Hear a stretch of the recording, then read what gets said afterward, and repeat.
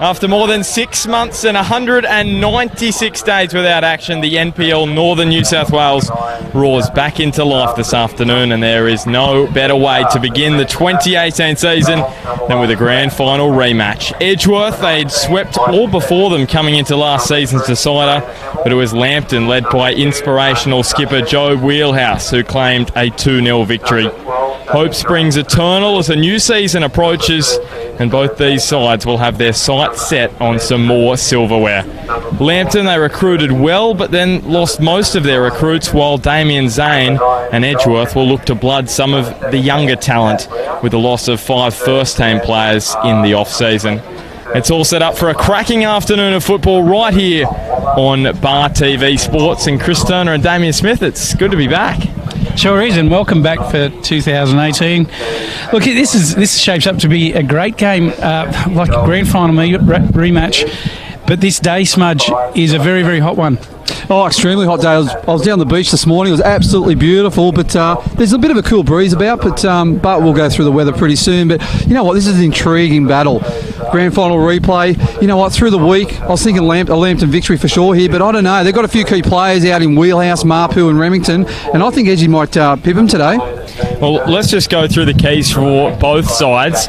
For Edgeworth, Nate Cavalieri, he returns in goals for the visitors after missing that NPL finals campaign against Canberra and Brisbane Strikers. The evergreen Daniel McBrain, he is still here playing for Edgeworth, and they bring in new recruit Mitch Dobson as well into the starting lineup. On the bench for them, Dylan Holtz, he's had a knock and will start from the bench this afternoon, and they're of course coached by Damien Zane. For Lambton Jaffas, Brad Swancott, he's back for another season in goals, and Bren Hamill lines up against his former club for the first time this afternoon.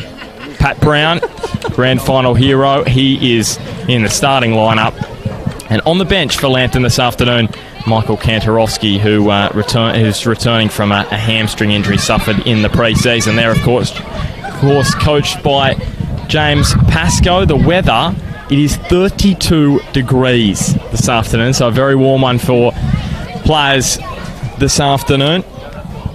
Our referee for this afternoon's fixture is Aaron Strickland. As you can see, the two captains, Michael Sessions and Josh Evans. But just quickly on the coaches, for Edgeworth, Damien Zane, his 4th year at the helm at the Eagles, and he has won silverware in every year so far.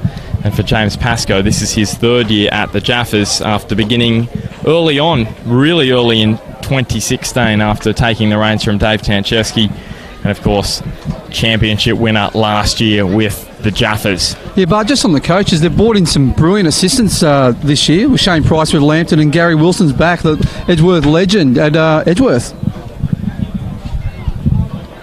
So we're all set and ready to go. The head-to-head between the two coaches, Damien Zane and James Pascoe at 3 apiece. Damien Zane winning 2 matches in the NPL back in 2016 against Pascoe, and 1 in the FFA Cup last season. And for James Pascoe, all 3 of his victories against Zane have come in the NPL last season.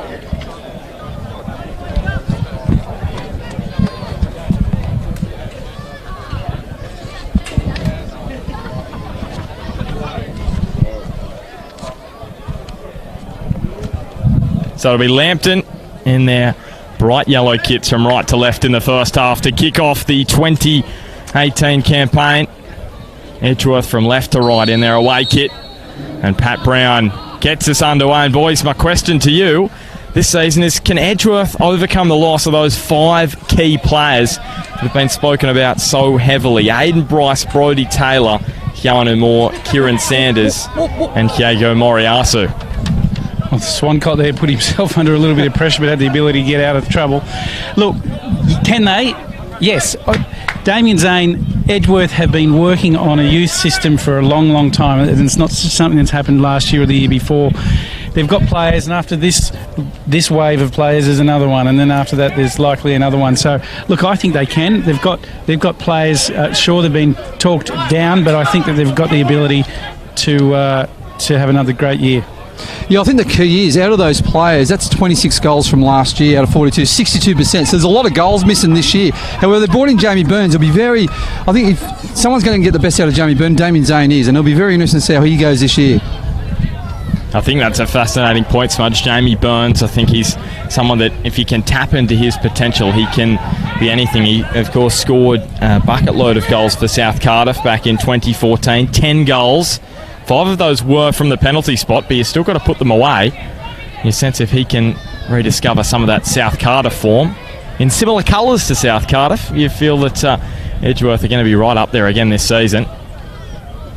See this one whipped in by Jared Baker. And again, Bart, it's great to see the two Socceroos out playing again this year, the two Griffiths boys. Both looking quite fit at the moment. Here's Jamie Burns, one of his first touches for his new club on his Edgeworth debut. As mentioned, he was at Western last season. He's had 5 clubs in 5 seasons, Jamie Burns. 2014 with South Cardiff, 15 with Hamilton, 16 with Lambton, and then of course last season with Western and now with Edgeworth. It's Josh Evans. Interesting point. One of his teammates said if you build a soccer player... He's Corley slipping it through, almost an early chance there for Edgeworth and Tyson Jackson. He said if you build a soccer player, you build Jamie Burns. Well, I think Sir Alex Ferguson said you can't coach speed, and that's one thing Jamie Burns has in droves. Just while we're there, and Smudge, you'll probably pick on this one as well. The matchup between Michael Sessions and Jamie Byrne will be a big one. They're both good, aggressive, talented footballers, and neither of them will back down. They're both very strong and fit. Interesting to see how this one pans out this afternoon. Yeah, totally agree. Just the other thing is Brent Hamill playing against his old club. Edgeworth boy playing for Lambton this year. He left sort of midway through the year last year, so it'll be interesting to see how he goes against his old club. In Edgeworth, the visitors this afternoon don't come into this first round fixture with a great run of form. They had a poor start to the season in the Heritage Cup last week, losing to Lake Macquarie and Western. So they'll be looking to turn that form around here in round 1. For Lambton, they've had an interrupted pre-season.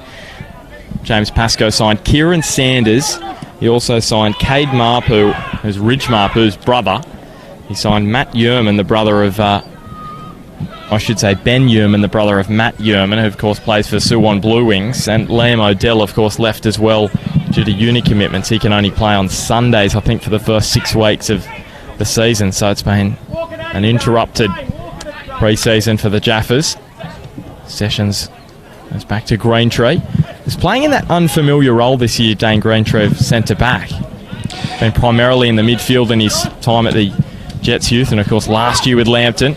But this year back into that position which Nathan Morris filled last season after he's now moved to Western. He was such a strong player. We know what a great player Nathan Morris is, and he's got some big shoes to fill, Dane Greentree. Yeah, Bart, just on that, talking to Pascoe prior to the game, they've got a few injuries out. Obviously, Canner's out, so he's had to reshuffle the side a little bit. I'm not sure if he would have went 3 at the back like he's doing today if Canner was in, but he's gone with his usual lineup 3-4-3. So, and obviously Greentree playing an unfamiliar role. Is it going to count against Lambton, do you feel? Yeah, well, I think they just need to be careful of that late midfield runners from Edgeworth. They do it very well, like Adam Corley's, Lockie Pasquale running in beyond the back 4, even McBreen. So they just need to be a little bit careful of that and just make sure they're very narrow in defence, ACT. Yeah, that's for sure, Smudge. Here's Pat Brown. Tried to be nodded on by Ryan Griffiths. Now Pasquale on the turn looking for Adam Corley. So 6 players from each side out there this afternoon that started in the grand final last year. Because Pat Brown did play in the grand final, but he came off the bench. So just 6 from each side that started in the grand final that are here starting this afternoon as Pat Wheeler goes back to his keeper, Cavalieri. Jamie Burns and Verity come together, and Edgeworth will win the free kick.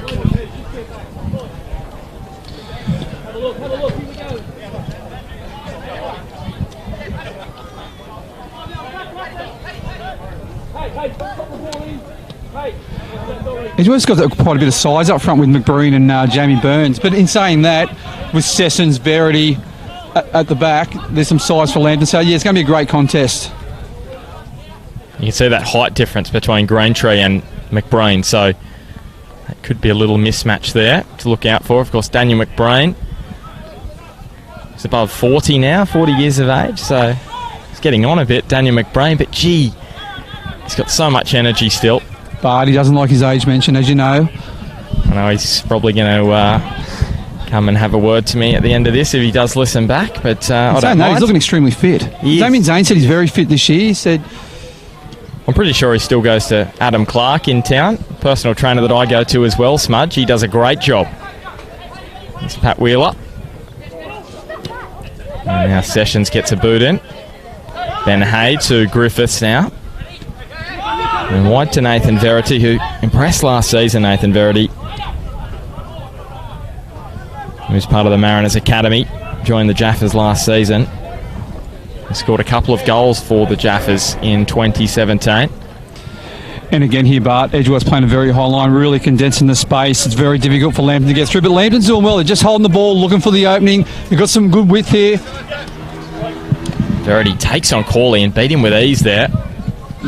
Pat Brown, I just feel Adam Corley has so much potential. He delivered on it last year in the FFA Cup, but just didn't reach those heights again. Of course, that match that Edgeworth played against Lambton in the FFA Cup, they won 5-0, and Adam Corley was superb that afternoon, but he never quite reached those heights again. I'm not 100% sure why.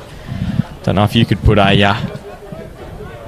reason onto that, CT. As Jared Baker gets clear, he's in on goal, and Cavalieri has done really well there to save the day for Edgeworth, because that looked to be a certain goal for Jared Baker.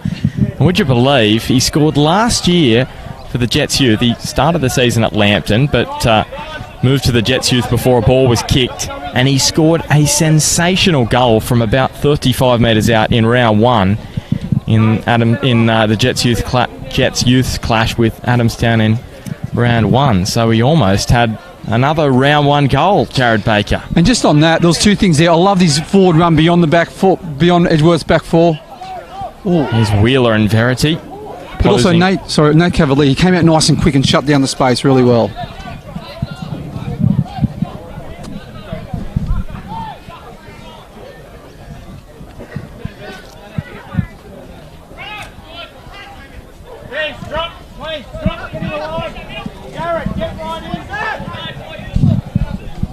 CT, I'm not sure why Adam Corley played so well in that FFA Cup, and then just, as we were saying, just couldn't quite reach those heights again. Can you put a reason onto that? Look, sometimes things fall into place for you. You know, you hear professional golfers say, chip well, a putt well, a drive well, and it all comes together. Sometimes football's a little bit the same way, where all parts of your game is on, and your touch is good, your turn's good, your runs are great, and the balls you're playing through are good. And when it comes together like that, you have good days, and just maybe the occasion lifted him as well.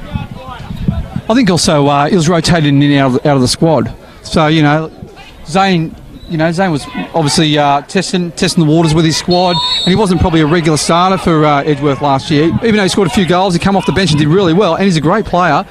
But to earn a spot in Zane's side, you need to be an out-and-out first grader, and I think obviously we'll see that this year of Adam.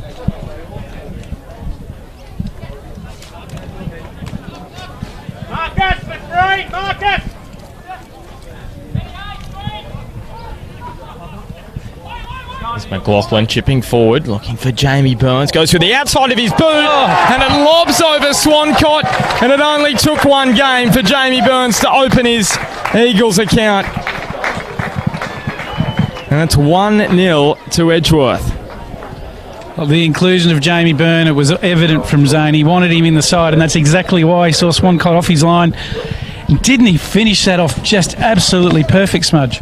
Oh, perfect finish. Yeah, Swanee was a little bit stranded. He came forward a little bit and then he sort of backtracked and sort of lost his balance, but it was well finished. And what I'm liking about McBreen and Burns, they're making these runs because Lambton's playing a back three. There's these space in the right and left holes, so they're making these runs beyond the back three into these holes. Just causes them future holes, but like Lambton's way in this game at the moment. They've been playing quite well as well. So here's Joel Griffiths looking for his brother Ryan. Just couldn't keep the header down. And that'll give Jamie Burns plenty of confidence. I could say that if I'm Michael Sessions, I know I'm going to be in for a big afternoon today. And Jamie will not go away. Lucky that Michael Sessions is as fit as he is and he's physically capable. But I tell you what, Jamie's going to cause a lot of people a lot of trouble. I agree, CT. Totally agree. Especially with his size as well. Leary Sessions won that little, well, he did momentarily, and then he sliced it over the sideline over down there near Ruben Zadkovic, I believe, who is just having a little peek at this afternoon's action. His side in action tomorrow against Lake Macquarie, 2:30 p.m. at Magic Park, that clash. I should say, I'm pretty sure that's at Lake Macquarie.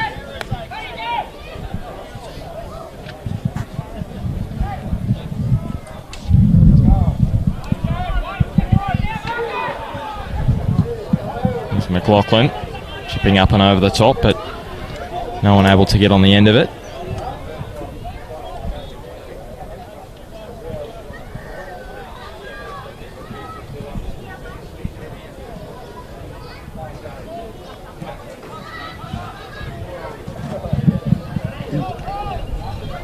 Here's Joel Griffiths just getting free. Can he tap his brother? Again, they look to create something, Joel and Ryan, but just didn't come off for them. Yeah, that clash tomorrow between Lake Macquarie and Broadmeadow out at Macquarie Field. The Roosters start to the season. Ryan Griffiths again. And Bazari. Damien Zane actually said Dom Bazari is the best player on the park in the Eagles' 2-0 loss to Blacktown City a few weeks ago. That's best player on the park, including Blacktown players, as Lambton win a free kick. He gives away that free kick, of course. There's the commentator's curse. As you know, Bud, I'm a fan of Don Bazari. I had him in my squad last year in our team of the round, but team of the first round. But he just plays it simple, does everything nice and simple, and that's what I like about him. He doesn't lose the ball that often, and he's a good defender. You can play him left full back in the centre, or even that number 6 role. This one here is far enough to get a good strike and dip beyond the wall, so we'll see what he does here. I don't think he'll be doing anything other than going at goal. Here he is, Joel Griffiths, but straight into the wall. He just couldn't get the elevation he would have liked, and it's not even going to cross the byline as Daniel McBride got back, and Brendan Hamill came across to try and put some pressure on him, former teammates.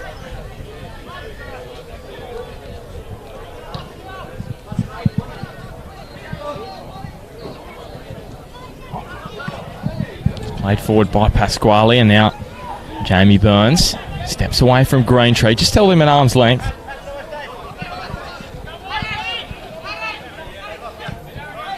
Pat Wheeler now to Pasquale. Tried to thread it wide for Dobson. The Eagles wearing black armbands this afternoon in honour of Brent Hamill's grandfather, who was an Eagle. Passed away just recently, so Edgeworth honouring one of their own there. I'm sure plenty of respect going from Brent Hamill to Edgeworth for that. Well, absolutely, and you know what, we often talk about... Well, here's a chance for McBreen. We'll come back to you in a sec, CT. McBreen's almost slid that one inside the near post as it came off Marcus Duncan. It will be a corner kick for the Eagles. We do talk about Northern football. Smudge is a footballing family, and it doesn't matter what colours you're wearing at the end of the day. We're all doing the same thing, enjoying the sport that we're in. So here's Adam Corley then. This is the preferred side for him. The wind will help him. It's been dealt with nicely by the Jaffas, and here's Pat Brown. Mitch Dobson was at arm's length there, the former Jets youth defender. It's Ryan Griffiths over the top for Jared Baker. Maybe short in stature, but he has plenty in his kit bag, Jared Baker. And here's Corley. Dobson. Now Dom Bazari. And now Ben Hay slides onto the ball. Wants to whip it infield, and Pat Wheeler's there. Now Brown recovers. Pasquale's able to move it clear for the moment, but Lambton just applying a little bit of pressure to the Eagles. McBreen gets back into the midfield to do a bit of work. Gets a push from Ben Hay, and he has fouled. He's looking sharp, Ben Hay, isn't he? He's pitched the ball off Bazari just before. He just nice close ball skills then. Yeah, he's looking very sharp at this stage of the season. Just on Ben Hay, goal of the year last year, boys. Some goal that was in the critical moment in the game. I would have said the commentary was better than the goal, but... the commentary was shocked. Now, if you are listening, it wasn't me commentating, so I'm not just blowing my own trumpet here. Here is Brent Hamill. Some people might think I was there, but no, it wasn't me. Here's Brent Hamill. Across the face of goal, and there is Pat Brown again for Lambton. He loves scoring against the Eagles. That's 4 in 4 now for the Jaffas striker. He loves plucking the Eagles, does Pat Brown, and it is 1-1, and Dom Bazari is in some discomfort on the byline, so that's not good news for Edgeworth. Just going back on that goal, Ryan Griffiths made that goal. That was a great ball across. Got down the byline, cut it across, bullet-like, straight into Pat Brown's head. Great finish, great goal. And you know what? Lambton probably deserved... It's a pretty tight game. I think, like at the moment, 1-all is a fair reflection.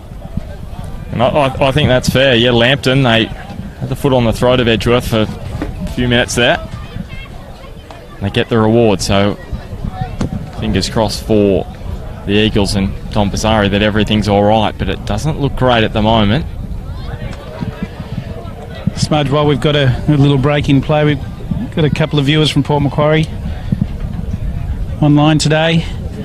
Relative of mine, Wayne Dafter, and also a mate, Michael Chandler. So it's good to see we're getting some views up the coast, boys.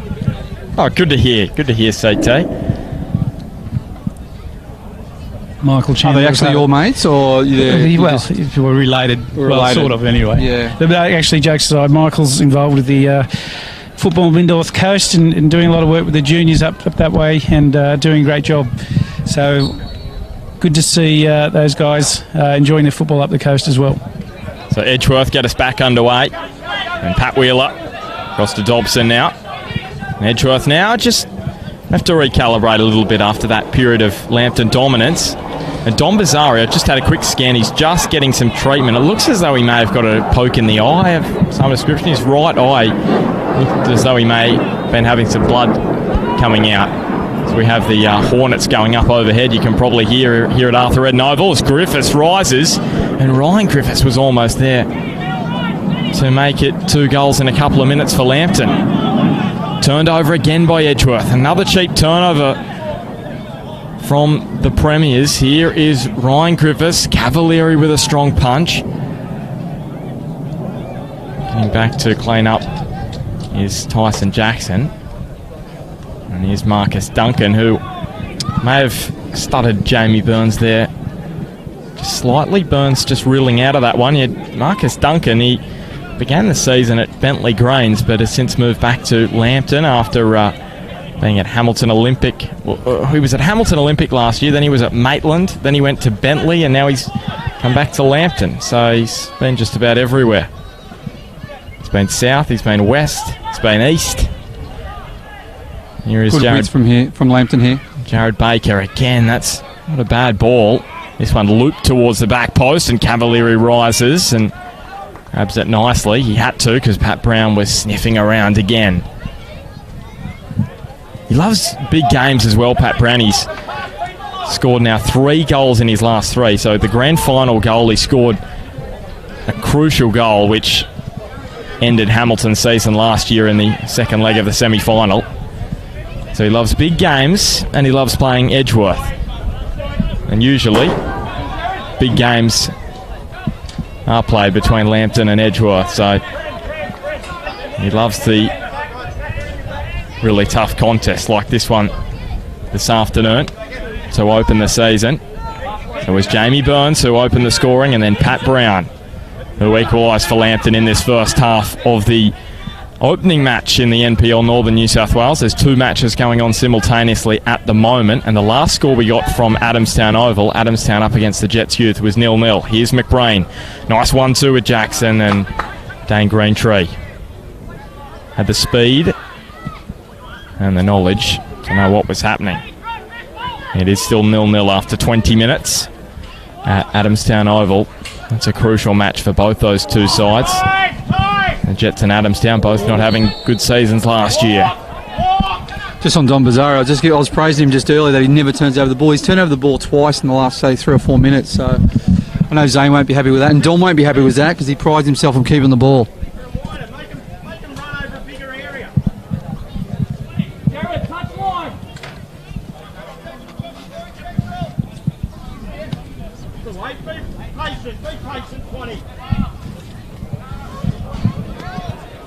Boys, we've got to talk about our supporters. A couple of our supporters this year on game day, which is Sports Click, Smudge Sports Click player of the match that we'll talk about a bit later, but we'll keep an eye on that one as we go. And we've also got Harry Schnitzel's Smudge. Yeah, Harry Schnitzel's back player of the day. He's come on board again. Good old Harry. Dropped the vouchers off yesterday at my place. But, love a Harry Snitty, especially the famous minus the cucumber with the sweet chilli sauce, as you know, boys. Yeah, you love that. But do you want to just explain what that is, Smudge? Not the Schnitty, but what we're looking for with Harry Schnitty player of the day?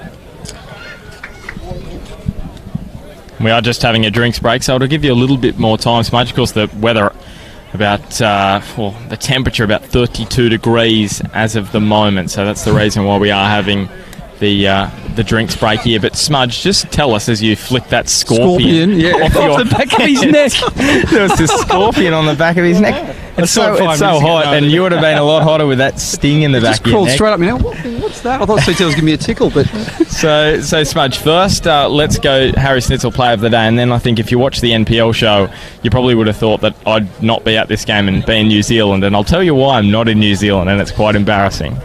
Oh, don't worry, it's embarrassing. Do you want to say why he's not in New Zealand, CT, and I'll talk about player of the day? Okay, well, just quickly on Ben. So actually, it's a joke. No, it's not a joke. What's 21-year-old with dark hair, tripped to New Zealand, booked 6 months ago, but doesn't check his passport the day before leaving? Lack of detail. Let's say we give it a phone call. What was it, at 7 o'clock the night before? He's supposed to leave in the morning, and realised that my passport's a 5-year passport. He's got the child passport because when he got it was like 16. Now he's 21. But it's not his fault. No, it's not his fault. It's the government's fault because it's only 5 years from... when he was 16, and they should have known that he'd be 21 and that should be 10. So now he's got the house to himself while his family's away, so there's parties on at Bart's place. Yeah, no, it was with mates. My family's all still at home, so that's not good.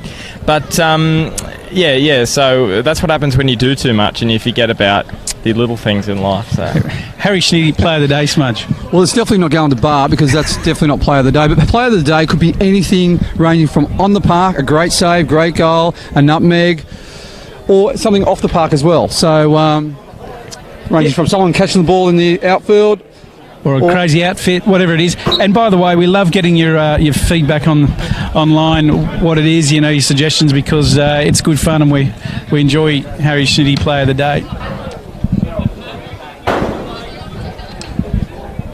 And Harry watches online and he tends to give his own little comments and feedback. Yep. So Nathan Verity with the throws. We're back underway after that drinks break. If you just joined us, it is 32 degrees here at Lambton this afternoon for the opening match of the NPL, and there'll be drinks breaks every 22 and a half minutes or about that in halfway through each half. Sorry, Bart, just on the heat. The tempo of the game is quite good, isn't it? Because it's hot. It's first game of the season, so guys are going to be, they're not going to be fully fit, but the tempo of the game has been very good, a good standard. Here's Marcus Duncan whipping one in. Low towards Joel Griffiths, but knocked away by the Eagles back line. And as we mentioned, the players at Edgeworth have lost. We know they're crucial players, but one thing that Damien Zane will be pleased about is he's retained the core of that back line. So Aaron McLaughlin over at left back, alongside Josh Evans and Pat Wheeler in the middle. And they were the core of that superb defence last year as Corley. Over to Jackson. Maybe just sold him a little short there. It held up, and Jackson now have to curl it back into his former Jets youth teammate. Yeah, but just on the back line, they only conceded 14 goals last year, and 3 of the defenders, even though they're missing Aidan Bryce this year, who's in Melbourne NPL. But that's a great ball by Ben Hay. But so having the core players through the centre is always a key. Here is Baker, looping one in, but there's no one there apart from Mitch Dobson.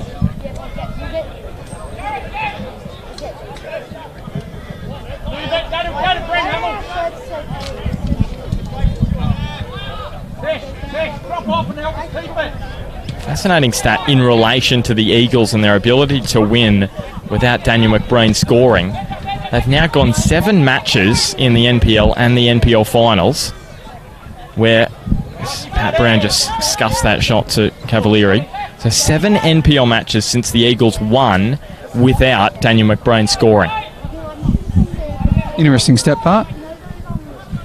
So they've relied heavily. That includes defeats and draws as well. So the last win they had was against Western last year in July. But he brings more than goals, doesn't he? He brings organisational skills. He sort of sits in that number 10 role today, just marshalling his troops, playing a few nice balls there. Just on Lambton, I just want to point out, they're playing this really nice short passing, then switch and play. They're bringing the ball over to one side, a few short passes, then they're getting it over the other side, which is really moving the defence of Edgeworth. It's creating a few little holes. And Smudge, just talk, back on McBreen. That was Edgeworth's issue last year, and this is where Damien Zane will be relying on Jamie Burns so much, is that last season they really struggled to have that out-and-out goal scorer. As we've seen in previous years, Moriyasu, Brodie Taylor, they were scoring lots in the previous seasons. I think Moriyasu scored 17 goals or around that mark back in 2016. Last year he only scored 9. And then you had Taylor with 8, McBreen 5. So they didn't have that goal scorer who had confidence and was scoring with ease. And I don't think McBreen's going to be the goal scorer this year either, but I think Zane prides himself in midfielders scoring goals, and they all tend to score goals. They all pop up. But the problem is this year with Edgeworth, they've lost 6 players who scored 26 goals last year. That's a fair chunk. So goals need to come from somewhere, and I think Jamie Burns is a great addition. Plus, they'll get goals from midfield as well. We'll look on Jamie a little bit more. When he was 17, I was coaching, and he was carving us up down his left-hand flank and really doing damage. And his ability to score goals then, he's even stronger now because he's physically stronger and also he's quicker. It's Pasquale tries to release Adam Corley.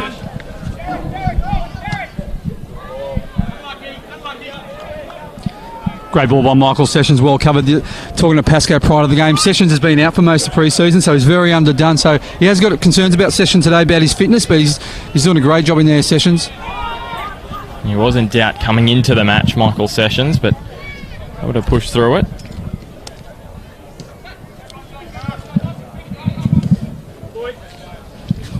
Was his ankle causing him some grief?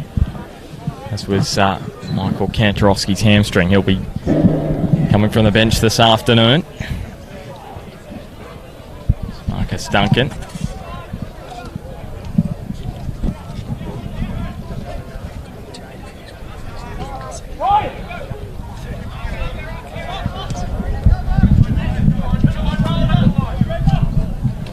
There's Nathan Verity.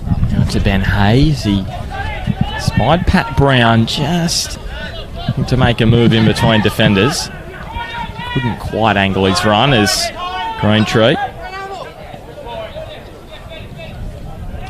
What I like when Lambton win the ball, they keep it. They play a few short passes. Like I said, short passes on one side, then they switch the play. Look, here they go again, through the centre to Hay. They use their width. That's the beauty about playing a 3-4-3. Ryan Griffiths wasn't able to keep this cross in, and it's so important to use that width on this pitch here at Arthur Eden Oval. It's smaller than most, so you need to use every little blade of grass you possibly can. Just on Lambton and their pre-season, they were unbeaten in the pre-season. 2 wins and 3 draws. But this is the stat that stands out for me. Joe Wheelhouse not playing this afternoon. When Joe Wheelhouse played last year, the Jaffas won 12 of 16 matches. They lost just twice. When Joe Wheelhouse didn't play last year, they won just 3 of 7. They lost 3 of those 7. So a 75% winning record when Wheelhouse plays, a 43% winning record when he doesn't play. And they won the biggest one as well when he played. And interestingly enough, they actually won the game when Wheelhouse was off the ground. He left when it was 0-0 Joe Wheelhouse, and Lambton didn't score till the final 10 minutes. Dobson. Just on Wheelhouse, talking to him just prior to the game. He'd be back in about a month, he said. So he's running at the moment, which is great news for Lambton and James, but also for the competition. So he'll be back in about a month or so.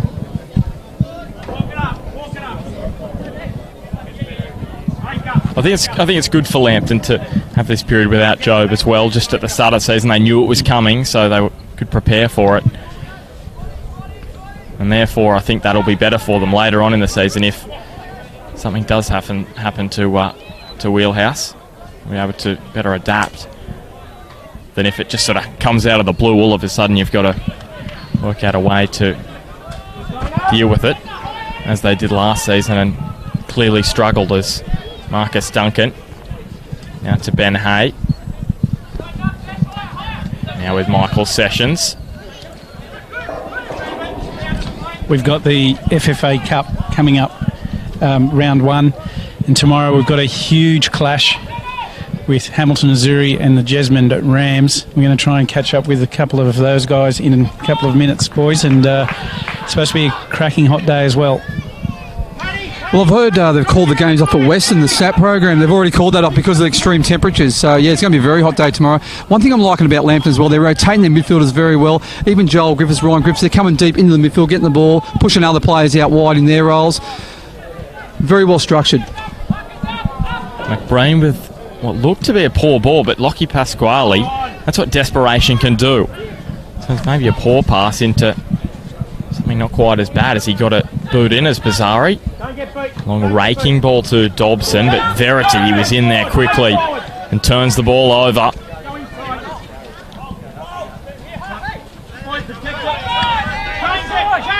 Ben Hay spies an opening and almost charged through it. He probably could have kept going there, Ben Hay, and Evans awkwardly was able to clear that one over for a Jaffas corner. Very noticeable there, James Pascoe barking orders down on the sideline saying change it, change it. They had their 2 or 3 passes on this side, then he wants the ball changed. That's what I like to see, switch and play. Makes the defensive side move, create space. That's working very well for Lambton today.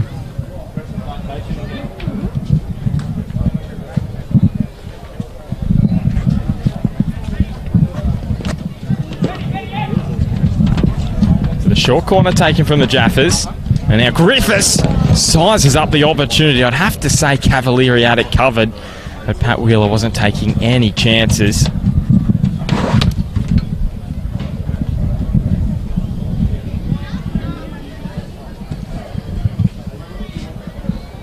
It'll be take 2 for the Jaffas here and Ryan Griffiths. Jared Baker making the run short.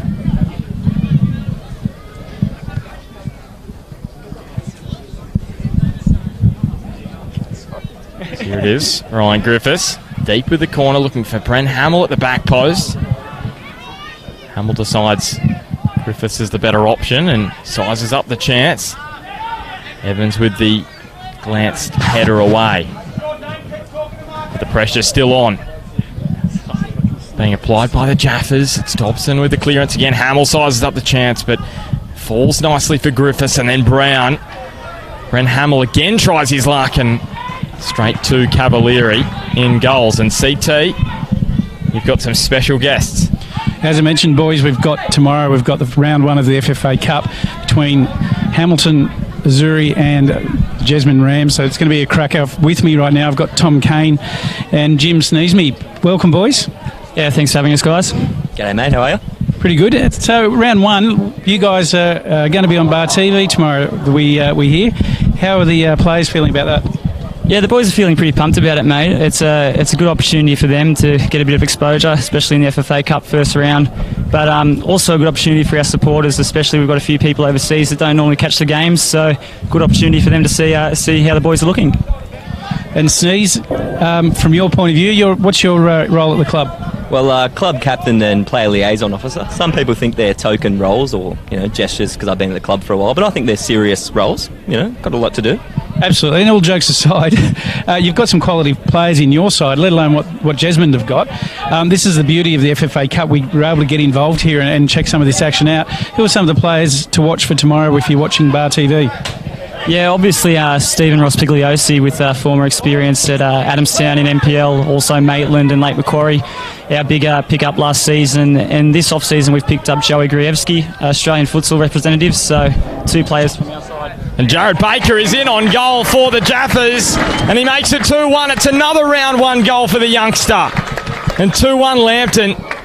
They're applying the blowtorch to Edgeworth now, and the home side back in front. Just on that came from Sessions. He held the ball, dragged the ball up, played it to Hay. Hay went across the other side to Joel Griffiths, and great ball from Baker. Baker, I know this is his starting debut, but that was a great finish. Well played. That went from the left side, fullback left position to the far right-hand side in about 5-6 passes. That was brilliant play by Lambton and well-deserved. Yep, and they deserve the lead. And as always happens, we have an interview and we have a goal, CT. Back to you. It's always the way. Back to you, TK. Yeah, obviously Joey Gruevski and Stephen Rospigliosi too to look out for, but we're also under no illusions that we're playing against a team that's in a division above us, so it should be a tough game. Yeah, and both of you guys in one form or another, your brother Mick, Jim, is involved with the Arnett's program out at Edgeworth, the children with special needs. The club numbers have grown for this year. Absolutely. So we've always been a community-based club, and our supporters and all our players always feel like they're part of the family, the Azuri family we like to call it. So it grows, every year, and this year we had no trouble getting players. I think we had about 75 players wanting to play. So for a squad of 50, not too bad. Yeah, that's tremendous. And you know what? Kick-off 1 p.m. tomorrow. You're right in the crunch heat part of the day, so hopefully it does go on. And best of luck to you and also Jasmine, and thanks for coming to have a chat. No dramas. Thanks for having us. Thanks, mate. And just a shout out to Brady Too Hot to Handle Randall and Fulfillment Adult Shop in Newcastle. They put the vibe in vibrators. Thank you. Thanks, boys.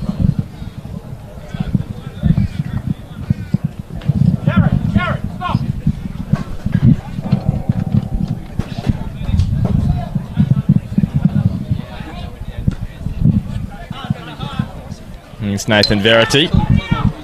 What a strike from Jared Baker to put Lambton back in front. And Smudge, Lambton, since going behind, since Edgeworth scored, you'd probably say it was fairly even, and then the last 15-20 minutes it's been all Lambton, and now all of a sudden Edgeworth have to respond. Why? Why have Lambton been so dominant? I said home turf. You know what? They're I don't know. They're looking quite comfortable, to be honest. They're getting the ball, playing nice short passes. Here's Aaron McLaughlin. Goes low. And that'll be easily dealt with by Marcus Duncan. So I'm feeling like Jackson whips one in towards McBreen, unmarked and off the post. Well, it should have been 2-2. And Daniel McBreen will say that as well. He'll be disappointed he didn't get that one on target. That's what he does. He gets himself in those kind of positions. At Tyson Jackson, he put that one on a dime for the experienced striker. He puts his hand up to apologise to his teammates. And he goes to just in behind Verity, didn't he? Verity sort of ball watched a little bit there, and McBreen, using experience, just ghosted him behind and should have finished. And we know Daniel McBreen, he loves those one-on-one battles with Brad Swancott. And he's maybe had a little bit to say to Brad Swancott just then, and the battle between those two will go on. And Swancott, well, I don't think you could say he won that one, but he didn't lose it either. McLaughlin comes off the chest of Bazari.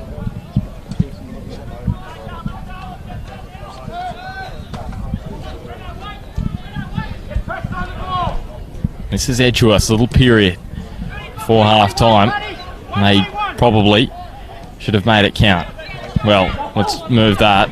They should have made it count. Here's Dobson. Low to McBrain. Tried to find Adam Corley, McBrain. Well, you can see McBrain a little bit frustrated at the moment, and you know what, that's purely come from that miss. I would expect he would have expected it. He puts that away. Swancott was gone, and now it's just going to make him more determined. He'll come out firing in the second half because he'll know how big that opportunity was. Here's Ben Hay. We know he's got this strike in him. Well, it was just always rising, wasn't it there? CT, you've seen that last year, of course. Goal of the year from Mr. Hay was on his left boot on the volley. That one was a little further out. As he looked to go off the tarmac, here's Jamie Burns. It just bounced up and over him. Sessions is backtracking slowly, but Swancott was awake to the danger. You laugh regarding that piece of commentary, Bart, but after that strike last year, if his name was Hay, it's now Tinsel.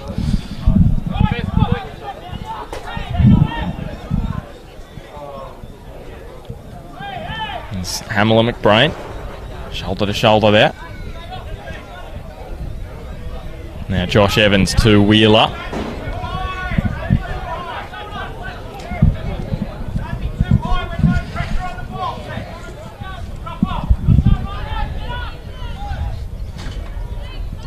Here's Jackson threading it through for Burns, who looks for the back heel. And that second goal from Jared Baker for Lambton meant that this is the fourth consecutive NPL match where Lambton have scored twice against Edgeworth, and Edgeworth have had such a strong defence. And Ben Hay away again. Cavalieri is out to clear the ball up to Evans, and now Bazari wide for McLaughlin. So while Edgeworth have had such a strong defence in the NPL, Lambton have found it quite easy to find a way through their back line. Here's Baker.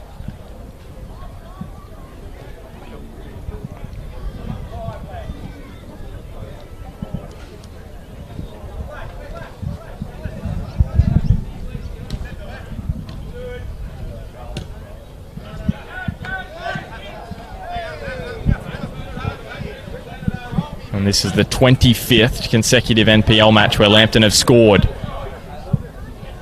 So they are not kept quiet very often. They weren't kept quiet the entire 2017 season. That shows you just how good that attacking arsenal is for the Jaffas. Duncan. They scored the most goals last year with 50. They had the worst defence of the top four, and I feel, CT, that is where James Pascoe is going to look to improve his side this year, as McBrain threads it wide for Jackson. Is this a little moment here for Edgeworth? Jackson seems to just be lost for the moment, but he sees the run from Dobson. You can see the contrast in the attack here. You can see Edgeworth really putting everything at it to get something before half-time, whereas Pascoe's doing some little things right, where he's asking his team to keep the ball, don't turn it over, just get their shape back together and keep it. Edgeworth, on the other hand, are just out and out attack and wanting to get something in before half-time.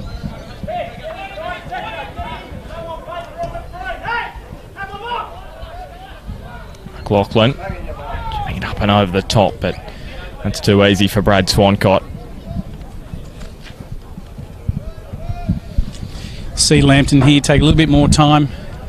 Swancott perhaps look for someone to drop out, pick the ball up. If not, he's gonna stretch it long and see if they can keep the ball up further up the park.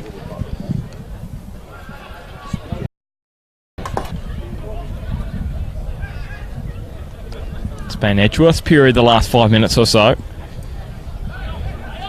They need to make it count now as Corley turns it over, but Pasquale was back on it, and then he's given away the free kick. And again, Lambton here just happy to slow the game right down and just get a hold of the football. I'd like to be able to keep it because Edgeworth are just keeping it, pressing them, but Lambton just going to want to look to hold the ball.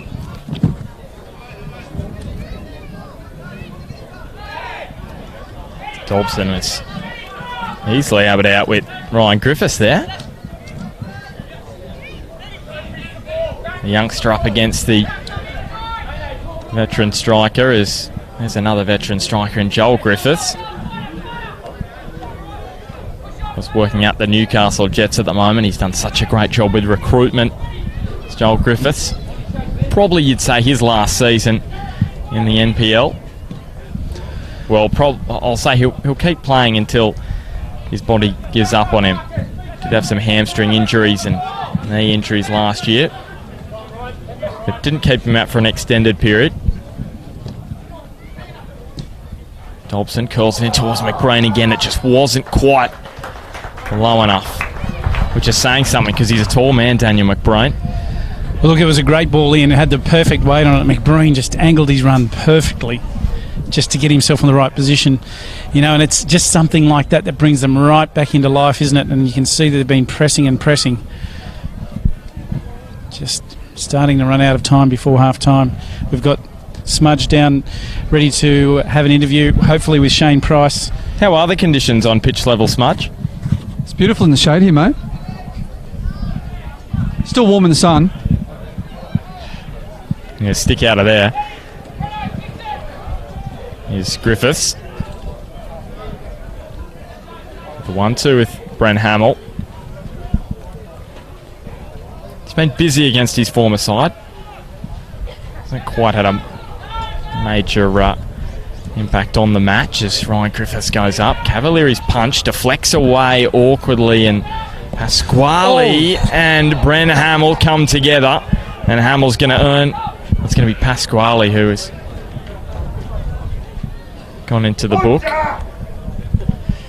Yeah, great to see him get up. Sorry, it is Brent Hamill that's gone into the book. So,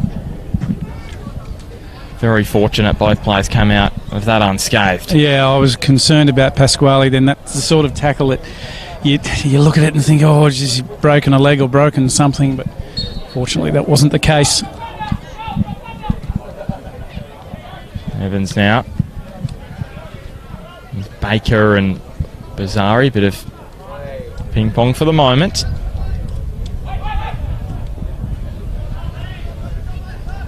Pat Brown to Griffiths. The reason I feel CT that Lambton was so good last year was just the mix they've got of youth and experience in that side. You know, you've got the experience of Joel and Ryan Griffiths, as well as Wheelhouse, as we come to the end of the opening half, and it's Lambton, the champions, who will go to the sheds with a 2-1 lead over the premiers, the Edgeworth Eagles. Goal from Pat Brown and Jared Baker. The difference after Jamie Burns opened the scoring for the Eagles early on in the clash. So half-time here at Arthur Eden Oval, and it's Lambton Jaffas 2, Edgeworth Eagles 1. We are just going to head downstairs. Damien Smith has got Lambton Jaffas assistant coach and former Charlestown coach Shane Price with him. Okay, I have Lambton's assistant Shane Price. Pricey, great first half. You take a 2-1 lead at half-time. What were your thoughts in the first half? Well, we controlled the game pretty well. I think that their goal was a bit fortuitous, but I think after that, yeah, we played some good stuff, some good forward runs, and it's starting to control the tempo a bit, I think.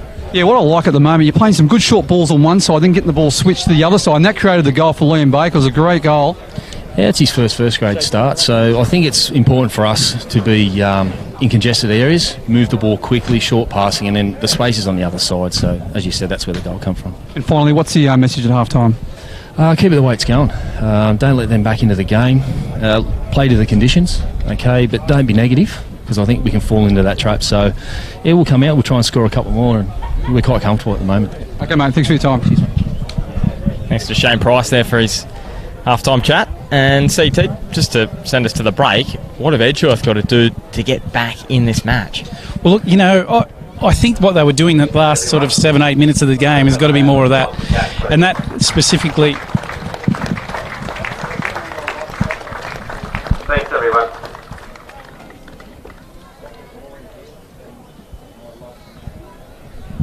And specifically to to break that down. What it means is that they're pressing really well on Lambton, playing higher, playing in their end, in their third more often, keeping the ball nice and tight, and they're playing in tight little angles and creating little 1-2s to get shots on goals. Some of the deliveries they've had in from wider areas has been really good quality. We've seen McBreen on a couple of, almost on the end of one that was had Swancott beaten, and he hit the crossbar on another occasion. So, look, if they're going to get back in it, they've got to play down Edgeworth's. Down in Lambton's area more often, and I think that the way they did that in the last 7 or 8 minutes, Bart, will go a long way for them in the second half. All right, we'll head to half-time. Lambton, the home side, with a 2-1 lead. We'll be back in about 10.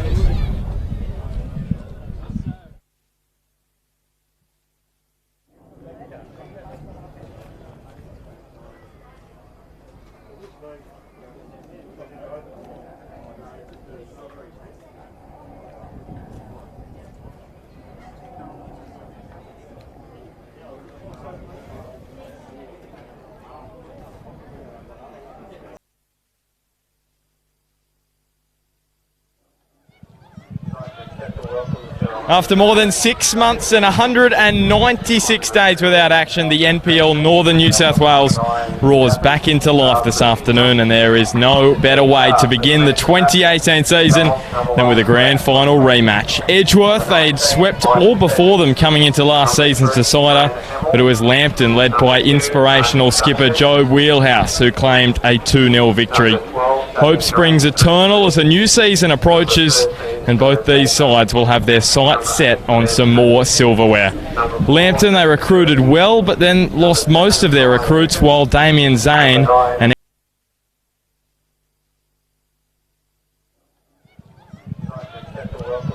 After more than 6 months and 196 days without action, the NPL Northern New South Wales roars back into life this afternoon, and there is no better way to begin the 2018 season than with a grand final rematch. Edgeworth, they'd swept all before them coming into last season's decider, but it was Lambton, led by inspirational skipper Joe Wheelhouse, who claimed a 2-0 victory. Hope springs eternal as a new season approaches, and both these sides will have their sights set on some more silverware. Lambton, they recruited well, but then lost most of their recruits, while Damien Zane and Edgeworth will look to blood some of the younger talent with the loss of 5 first-team players in the off-season.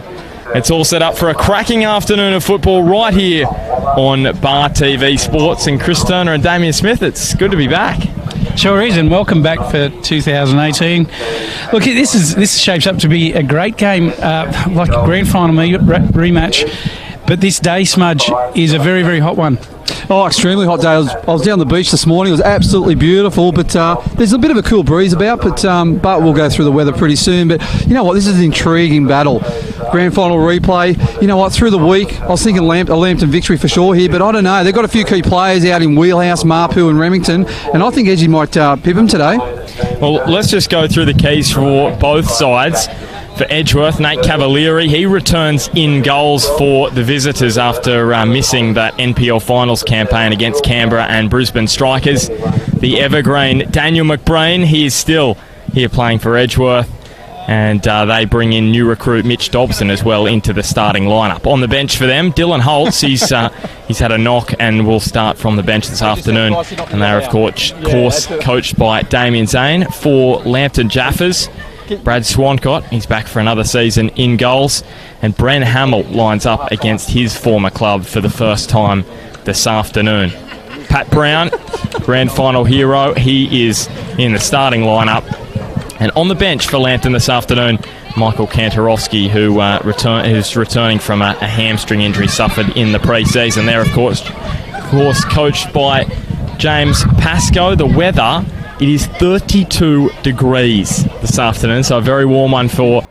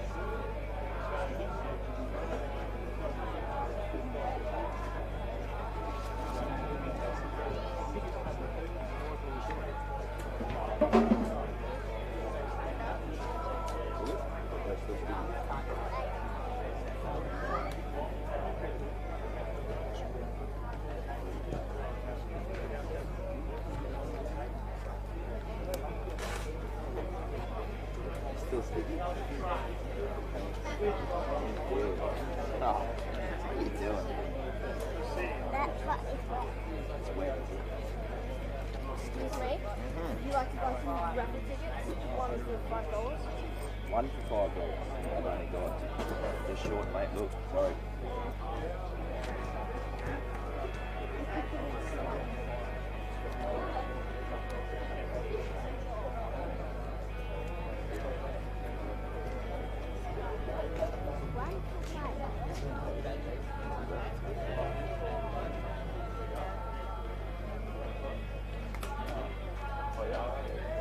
Sauce there.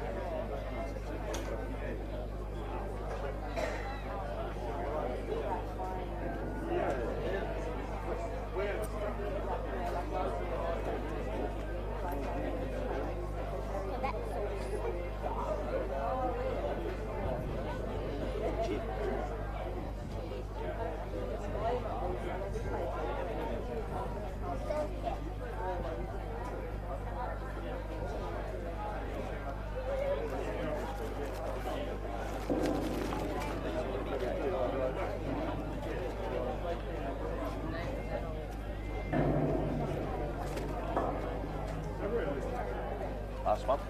You're done.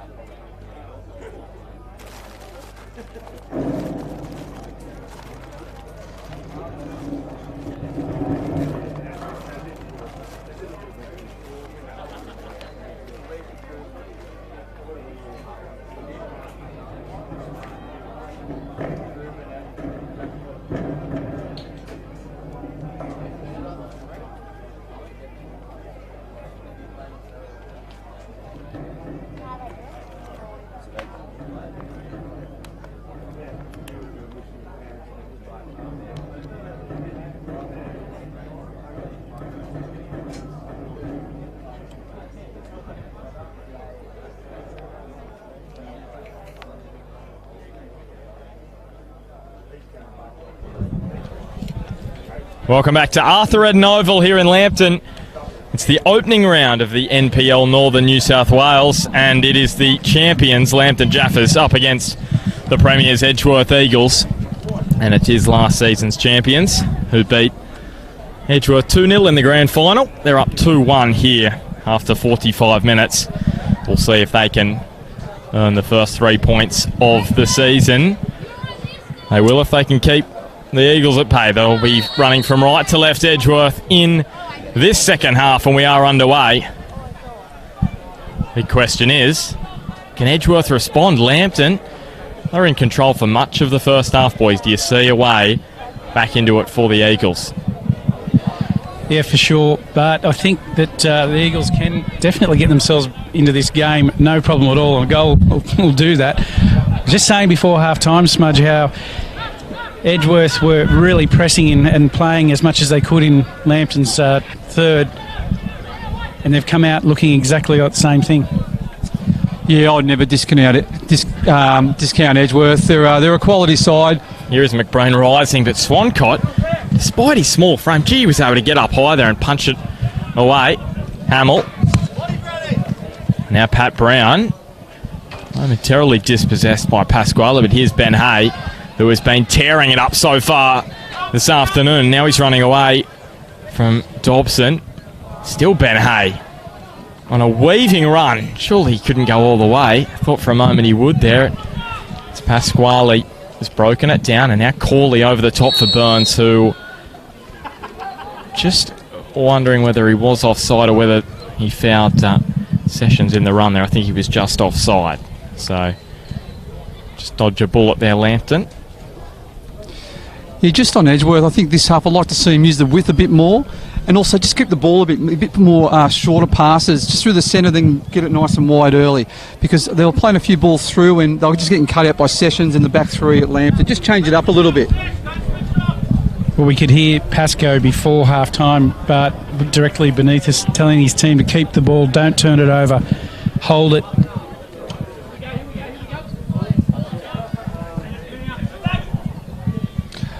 I think also the key for Edgeworth will be the introduction of their bench with Dylan Holt.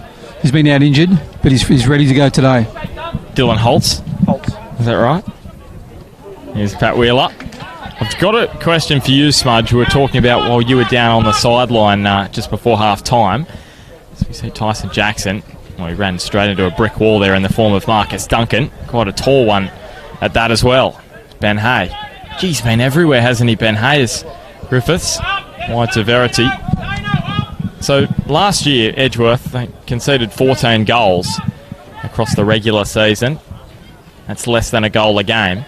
So, Smudge, why in the last 4 matches that Edgeworth have played against Lambton, 3 last season and 1 this year, those last 4 matches all in the NPL, why have they averaged 2 goals a game against the Eagles? Why have Lambton done that? We'll come back to it just after this little raid here from Wheeler, and he strikes that one way over the bar. So why have Lambton scored an average of 2 goals a game against Edgeworth? I think it's a simple answer. You've got 2 Socceroos up front for the Lambton Jaffas. And I remember the game at Edgeworth last year. They combined to score the second goal. They've got quality. You know, they may not have the pace they used to have, but, you know, they're experienced players and they know how to set things up, you know, just how to guide the team around the pitch. So they're very fortunate to have 2 ex-Socceroos. So the answer was quite easy, Bart. All right, there you go. Might have to come up with a tougher question for you next time. I think also they make deep runs as well. Ben Hay is a prime example. He runs beyond the back 4, causing damage, and Lambton are one of the best sides that does that, along with Edgeworth. So whenever you get deep runners, don't you know, CT, they're very hard to defend. Lambton do it very well from midfield, so do Edgeworth. Yeah, and usually that is because the deep runners have lost a midfielder, and typically because they've come back to that. It's Pat Brown. He just couldn't bring the ball down. And the pressure valve is released. And typically when you make a run from deep, Smudge, as you know, the midfielder generally that you've just left behind maybe a metre or 2, and that's not close enough. And Lambton do that very well. We've got a score update from the other match going on this afternoon. Now, there are 3 matches today in the NPL Northern New South Wales. Here at Lambton, of course. Adamstown Oval is the second match, which started also at 2:30, and the Jets youth have just scored to lead that one 1-0 after 47 minutes. The other match is the Coalfields Derby between Maitland and Western, which will be on at 7 p.m. tonight up at Cook Square Park. And a reminder, tomorrow on Bar TV Sports, we've got the first round of the FFA Cup. Hamilton Azuri taking on Jesmond Rams. That one will be at Stockton. Live from 1 p.m. tomorrow, so make sure you check that out. Be looking forward to getting into the FFA Cup this year. We had a few of the late rounds this year, so trying to get in on the act for those early matches. This is Corley, threading it wide for Dobson, who rounds Verity. Looks up the line for Ryan Griffiths, but Adam Corley is able just to nip in there and nick the ball back for Edgeworth, but it's been turned over again.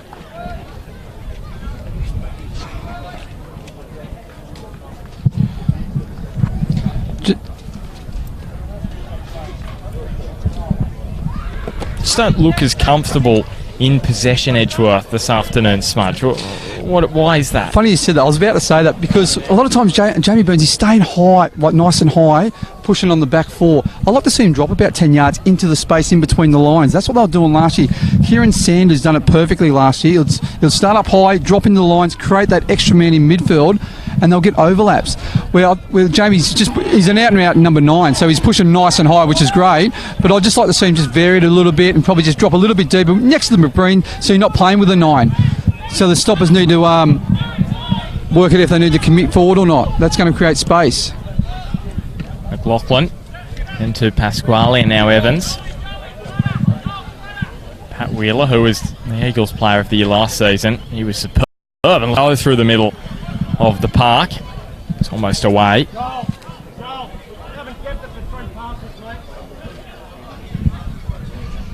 So current temperature is 29 degrees here in Lambton, so we are having a drinks break every 22 and a half minutes, or about that.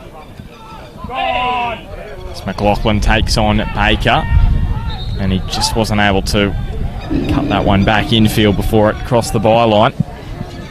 Yeah, so 29 degrees, but there is a nice easterly blowing, about 20 kilometres an hour, so really cooling things down.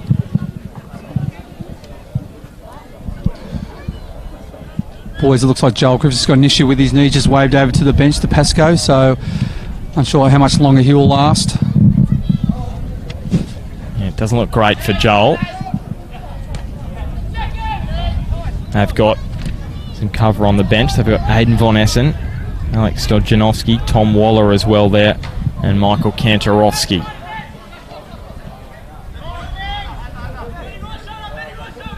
Here is Evans. Bumped away from Pat Brown, who came across, sized him up, but wasn't able to win the ball. Here's McBrain. And just slices that one straight to Swancott. You can sense the frustration, and you can also hear it from McBrain. Just not going the Eagles' way thus far. And now Ben Hay, just the fatigue coming into this match as well now, as Ben Hay just chipped that ball over the top to no one in particular. Yeah, but what Lambton's doing very well, they're congesting the space, aren't they, CT? They're really congesting that midfield, and it's very hard for Edgeworth to play through. So if I was Edgeworth, I'd start to use the width a lot more. Use the white and right, like the left and right wing backs. Try and get them into play a bit more. And Aaron Strickland with a falcon there. He's caught one, the referee. Saw that in the A-League actually recently, the fourth official. Lara Lee copped one in the head as well, I think, from Josh Brillante. That one not quite as much force as we see Joel Griffiths leave the park. And Michael Kantorowski makes his opening bow for the NPL this season. A former Jet, one-time Jet.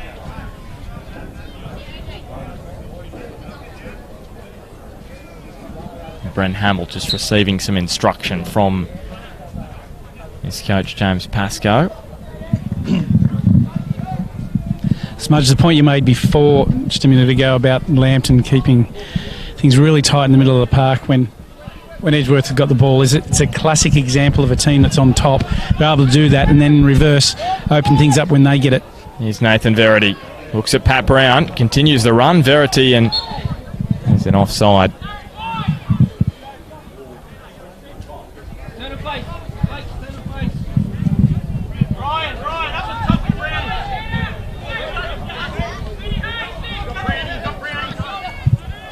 Here's Hamill to Brown. He's able to just manoeuvre his body to play the ball to Hamill, and in the end win the corner for Lambton. Just sense here, if they can get a third Lambton, it could be curtains for Edgeworth in this round 1 clash. Just a positional play here for, change, sorry, when Joel Griffiths came off. Brenny Hamill moved to the right-hand side. Kandarowski has moved into the deep role where Hamill was.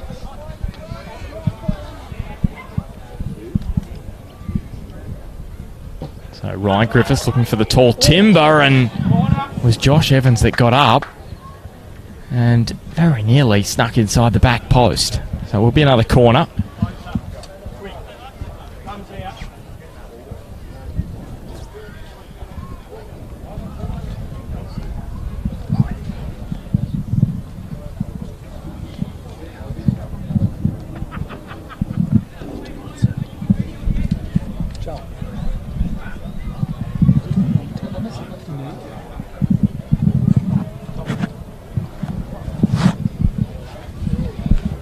Here's Baker curling it to the back post. McBrain was there. Was able to clear it from the clutches of Pat Brown. And, well, wasn't quite as clean and proper as they would have liked Edgeworth, the clearance, but they got it away all the same. Here's Verity.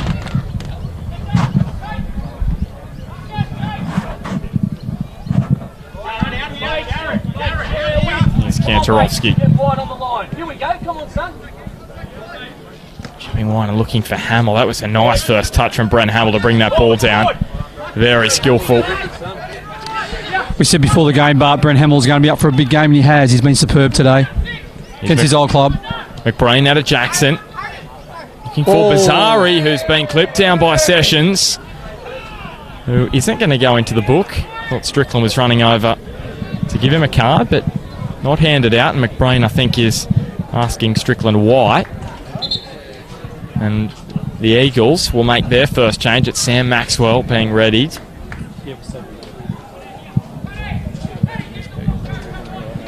And Aaron McLaughlin leaves the park.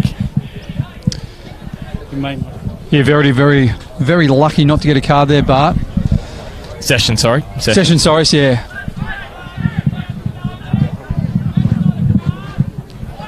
Wasn't another deep run beyond the back 3, wasn't it, from Bazari?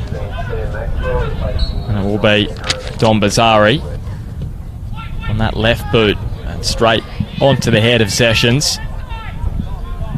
So the two protagonists in the challenge. Again involved on the free kick as Greentree decides against collecting that one with his head and let it run over the byline.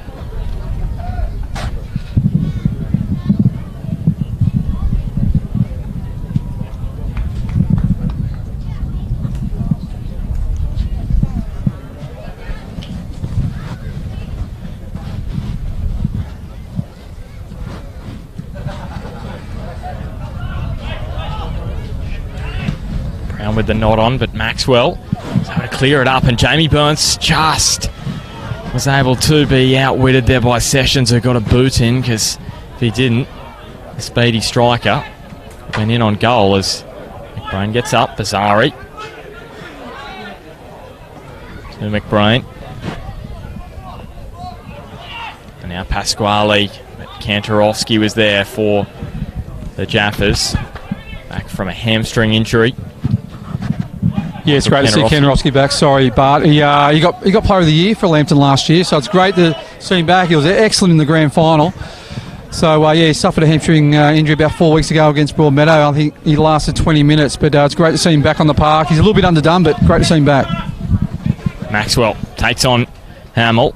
Just a weave away from him. He didn't have as much of an impact last year, Sam Maxwell, as what he would have liked. He just had too many uni commitments.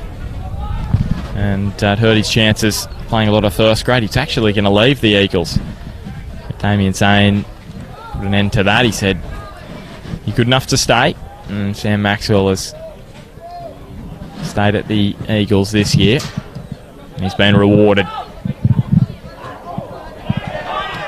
Kantarovski looking for Baker, but just overhit.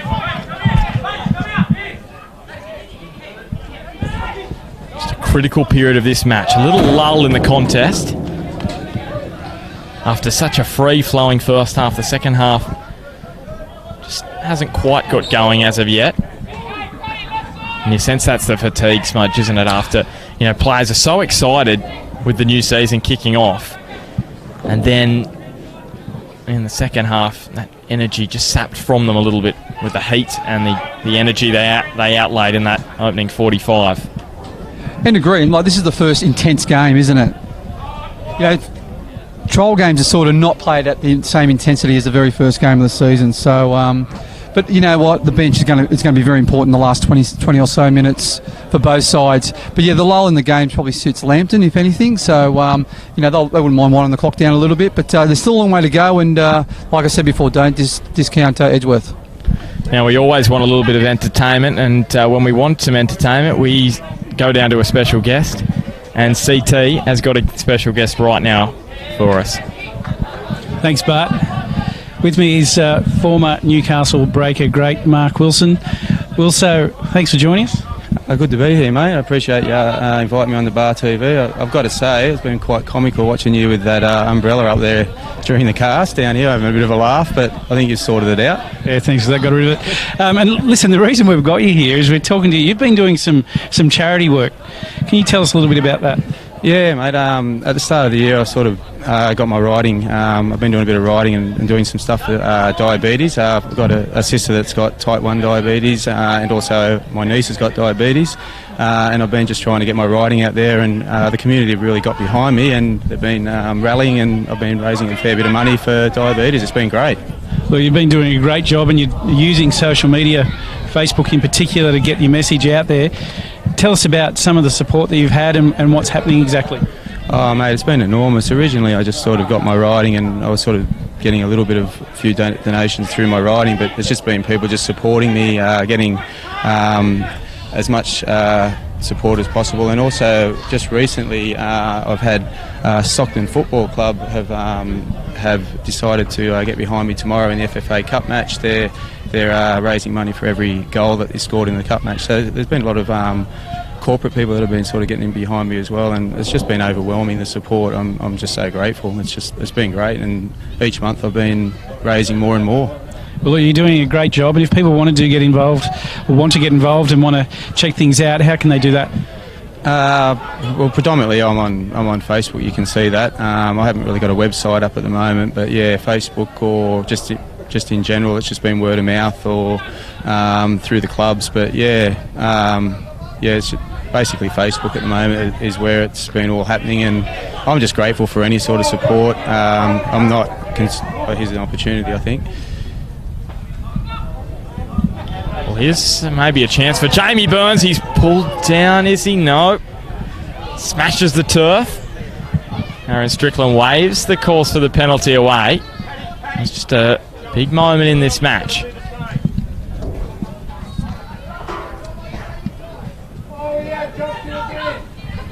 Yeah, and look, type 1 and type 2 diabetes, it's out there in our communities. You're doing a fantastic job, Will, so keep up the great work, and we're big fans. We were talking earlier about the great work you're doing, so we appreciate that, and I'm sure the community does too. Cheers. Mate, I really appreciate that you put it on Bar TV. It really does help. Already Stockton Football Club have recognised that and supported, so mate, this is just great to get this support, and thanks so much for allowing me to get on here and talk about it. Thanks, CT. Thanks. It's our pleasure, and all the best with it. Cheers. Thanks, Will. Mate, I appreciate that. Back to you, boys. It's Kantarovski. So a couple of chances at both ends there, with Burns going down for the penalty shout, and then here's Verity and Burns shoulder to shoulder there. For the clearance from Michael Sessions. And then down the other end, Ryan Griffiths and Pat Brown with a couple of chances. Bart, I've been impressed with Jared Baker today. It's his debut start for the club, so he's been very impressive. Scored a goal, been very impressive. And he was impressive for the Jets youth last year, as we mentioned. Scored a goal in round 1 this year and scored a goal in round 1 last year. And there is 2 sole NPL goals. And speaking of round 1, Edgeworth haven't lost in round 1 in 9 starts. Their last defeat was in 2008 against Hamilton Olympic, where they lost 6-3. That was a goal fest on that particular afternoon. It's been a long time since Edgeworth started with a first up defeat. It's Michael Kantorowski. These 2 sides played in round 1 a couple of years ago here at Arthur Eden Oval. And Lambton led 1-0 for much of the match. And then in the final 10 minutes, Edgeworth scored twice to win 2-1. And to be honest, it was probably Lambton had the better of the match, and Edgeworth came home with 2 late goals to win it. So if that match is anything to go by, Lambton have got to watch out. Edgeworth loved that final 15 minutes. Last year they scored 11, conceded none in the final 15 minutes up until the grand final, where they conceded twice in the last 10. So will that final 15 fitness kick in for Edgeworth again in 2018? We'll wait and see. Here's Ryan Griffiths threading it through. Brown and Hay are coming after it, but Nate Cavalieri shows why he is the premier goalkeeper in the competition. He was last year. He'll be looking to do likewise in 2018. Tyson Jackson.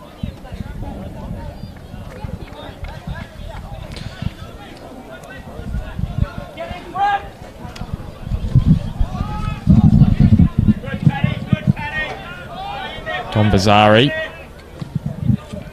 He's got a little bit of a black eye.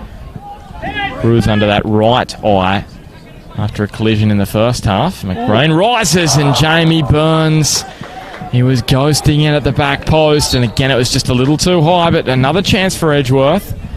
They're just grafting their way back here, slowly but surely, and we will have the drinks break in this second half with temperatures up near the 30-degree mark. Yeah, very even contest, isn't it, in the second half? There's one thing I'm liking what Pasco's saying. Every time they win the ball, he's saying keep the first pass, keep it. You don't need to go and play a full pass or try and score off that event, but just keep that first pass, set it up, and then play. Totally agree. And he was doing that just before half-time as well. I think more so, just so that they were taking control to eliminate the chances of Edgeworth. But I tell you where it's important right now. Both sides have got some experienced players within the group. And by that I mean that it is hot. Sure, there's a little bit of a breeze, but it's hot out there, and the senior players certainly know all about it. So you don't want to run them around more than what you have to. What you want to do is keep the ball and make the other team work a bit harder, and that's predominantly a big step to what he's talking about with that. Plus, Edgeworth have been pressing very hard and really working into their defensive third. So he wants to make sure they settle, get calm on the ball, and in a structured way, work their way through the lines and out through the other end. And the other thing, I noticed that last few minutes, there's some tired bodies out there, isn't there, CT? So whoever's got the legs in the end, obviously going to run over the top. So, and looking at Ben Hay, that last run from deep midfield beyond, the ball just past him by Ryan Griffiths into Nate Cavalier's mitts. He's got still a lot of running left in him. Absolutely. Look, untimely for Griffiths to come off the park for Lambton in terms of an injury, but I'll tell you one thing that is a positive for them is that Kantorowski's come into a role where he's come in fresh legs, and he's very central. He's playing deep, and he's able to get on the ball often, and that's going to be important because he can definitely go for another hour comfortably. So this last half an hour, he's going to be right in play. And just finally, hearing Pasco just shout just prior to the drinks break, he's centre 3 at the back. He doesn't want them spread. He wants them nice and condensed. Leave the Edgeworth guys nice and wide if they're free. The wide players have to get back and track back, making a 5-man defence. That's the key. That's where they're squeezing Edgeworth out, making it very difficult for them to play through. I tell you, here's an interesting thing as well, Smudge. The assistant coaches here in Shane Price and Gary Wilson. You can see both coaches how closely they've been talking to them in the break, talking to them through the game. You know, wouldn't it be wonderful to have that sort of experience on your left-hand side throughout the season?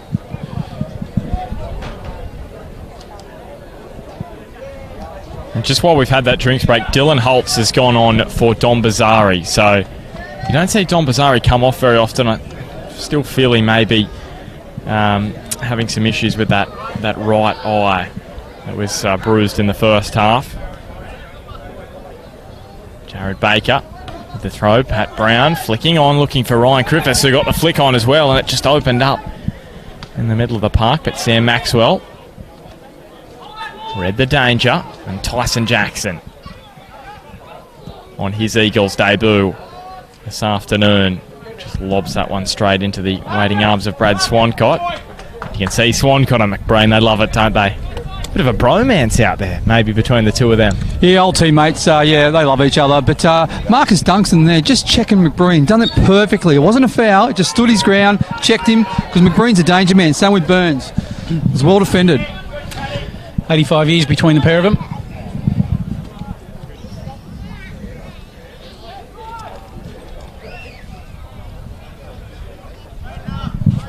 Swancott 54. How good's the security around your house, CT? Because if they listen to that, they might be coming for you, I would think. I think it's only Swanee, to be honest. I just called Macca about 15, but my math's not great. So maybe, the Jets, maybe 25.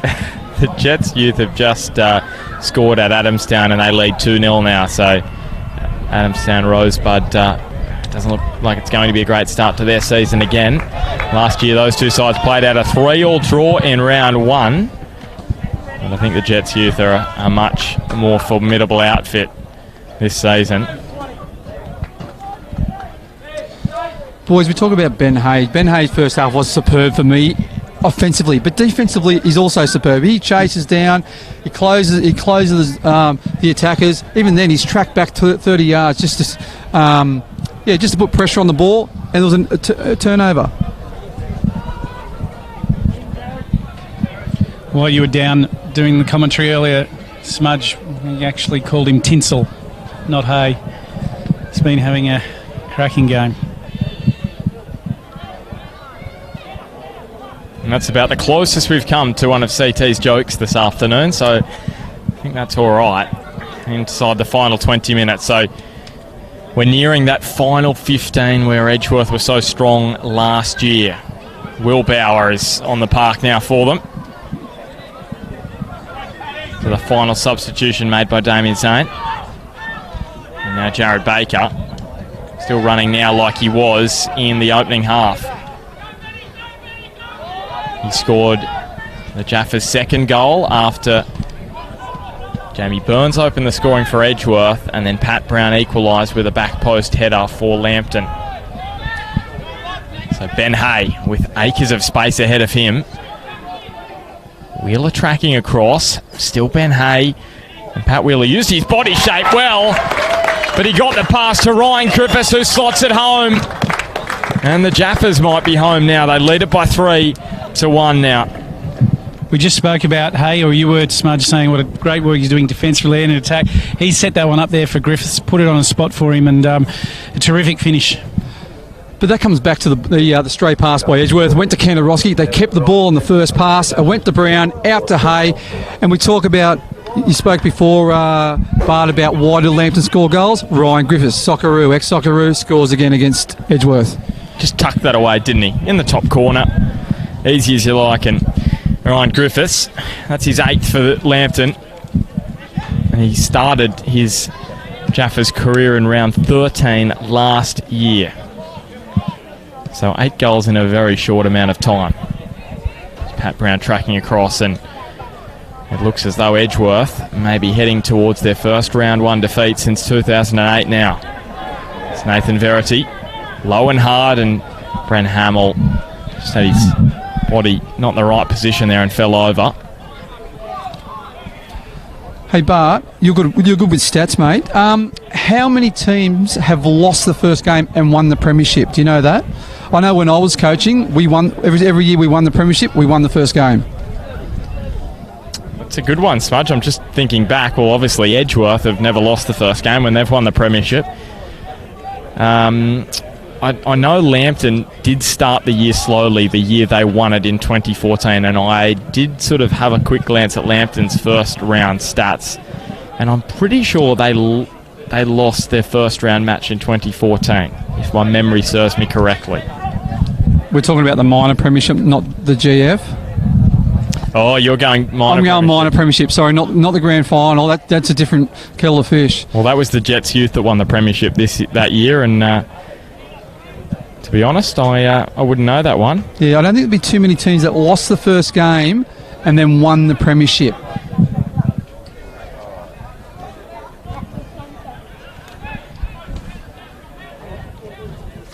Talking to Damien, I was going to say, they need a goal right now, or it's going to be difficult for them.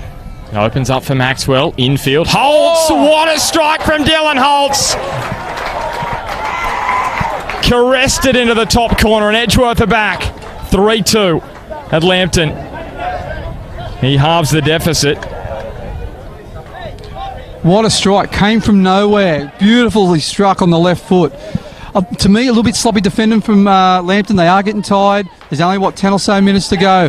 They need to be a bit tighter, but what a strike by Dylan Holtz. And we said he'll make an impact when he comes on the last 20 minutes.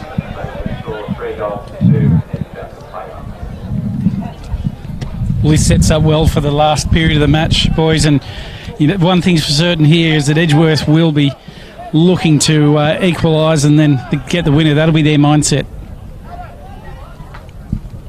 So I think I said they needed a goal now, and they got one immediately through Dylan Holtz, and they're going to have plenty of energy now. And it's that final 15 again for Edgeworth. They do it again.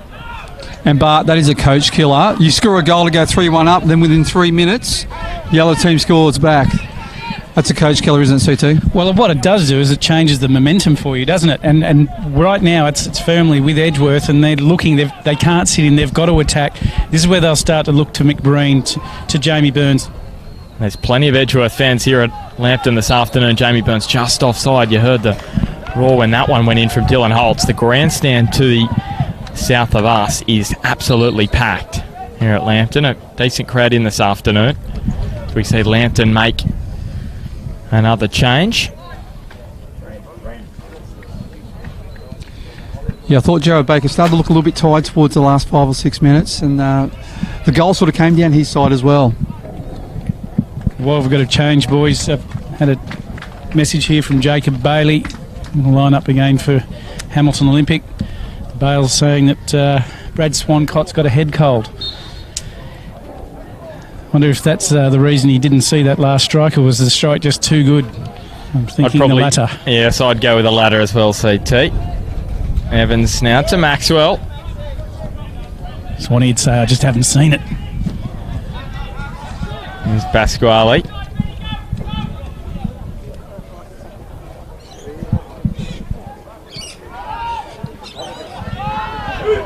Still got the one change up their sleeve, Lambton. Edgeworth, meanwhile, they have cleared their bench. And just back to you, Smudge, your wish, it's my command, and I can tell you in 2014, the Jets Youth won the premiership and lost in the opening round 2-0 to Edgeworth. Okay. That was, of course, that year where Radovan Pavicevic scored a bucket load of goals, I'm pretty sure, for the Jets Youth. They were knocked out in the preliminary final to Lambton, and Lambton went on to win the grand final against Western 2-0. Back when Steve Pickett was coaching at Western. Pretty sure that was his first stint. Am I correct in saying that was his first stint up at Western? My recent history before 2014, as that one just pushed wide by Griffiths. My history before, say, 2012-13 isn't the greatest, so I wasn't entirely sure whether he had been there. Of course, South Cardiff, he was there for a few years. You had some duels with him, Smudge, in the coaching department. Yeah, always love playing against Stevie Pickett. He's like he loves playing chess with his squad. He tries to match things up. Like we said before, he's a very well structured case. Here's Holtz. Well, he's come off the bench and he's had an immediate impact with the goal, and now he's causing some problems as Tyson Jackson fires this one from about 35 metres out, and Brad Swancott was up to the task. Wouldn't have that been a superb way to equalise? The old Stevie Pickett loves a game plan. He's always got a game plan to nullify the weapons on the opposition, and always looking to obviously find a weakness in the opposition as well to score goals. So I spoke to him many times. Just played golf with him, and he's a great guy and a great coach. He's going to have his work cut out for him tonight, going up against the likes of Comerford and Clark, Swan Boys at Maitland, Michael Bolcher's new side. 7 p.m. tonight. Here is Kantorowski, chipping towards Griffiths. Now Evans. Pasquale finds McBrain, and there was a handball there. It just trickled up onto the underside of his forearm. It's going to be a big night for Michael Bolch and Maitland this evening. Michael Bolch, when he goes to a club, he's generally there long term, and this is the first match for him in what you would expect to be another long relationship with a football club, and he's got great results. He coaches brilliantly, and he's probably as good a man manager as you get going around. And so a big occasion up at Maitland. Plenty of people expected at that one. And plenty of people expecting Maitland to do well this year. He's assembled a strong roster. It's Waller to Hamill, just holding off Evans, but Josh Evans gives away the free kick, and here's Griffiths, scorer of the third goal for Lambton. Clever ball smudge. Here's Waller. And Sam Maxwell was there. It's been good since he's come onto the ground, Sam Maxwell. Midway through the second half. McBrain just holding up the ball and builds for handball again. Not heeded by Aaron Strickland in the middle. Now Pat Brown, great turn away from Wheeler, and then Josh Evans won the ball there. Great tackle from the Eagles skipper. There's a brave tackle in there in the box, but he got all ball. It was all good. Well, had to be done, didn't it? Had to be done, otherwise Pat was one-on-one with Nate. I was going to say he must have ice in his veins, Josh Evans. Former Brisbane striker as well. Here's Maxwell, and his cross just lets him down there. Just relieves the pressure that Edgeworth were building. We'll just check the score at the other grounds. So we have less than 10 minutes to go at Adamstown Oval, and it is still the Newcastle Jets leading by 2-0. Hang on a second. We've just had a goal. Adamstown have just scored, and the Jets lead by 2-1. Surely not again. That match last year was a thriller, a 3-3 draw between Adamstown and the Jets. And Adamstown do it again and produce a comeback.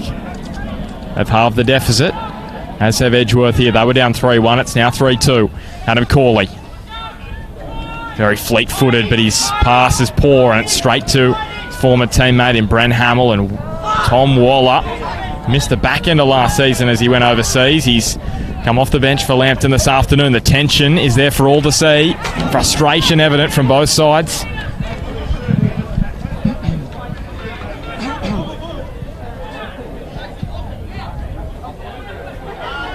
Maxwell finds Pasquale. Josh Evans with the outside of his boot. Well controlled by Ben Hay. Just laid it off to Kantorowski. Now back to Hayes. Tries to swerve away from Evans. That's how good Josh Evans is. Gets a boot in. It's still with Lambton. Verity goes low, and he was looking for Ryan Griffiths. And now Evans sends Will Bauer towards the touchline. Great turn there from Will Bauer. Maxwell to Pasquale.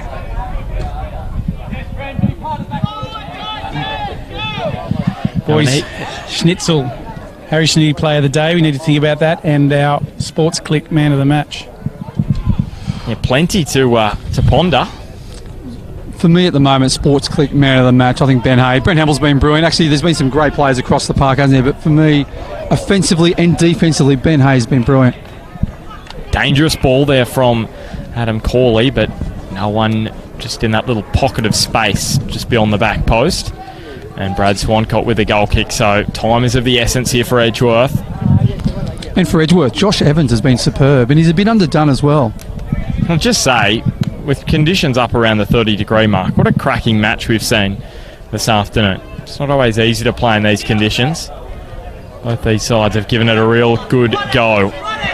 It's 2-1 at half-time to Lambton. 3-2 now, so 3 goals in the opening half and now 2 in the second.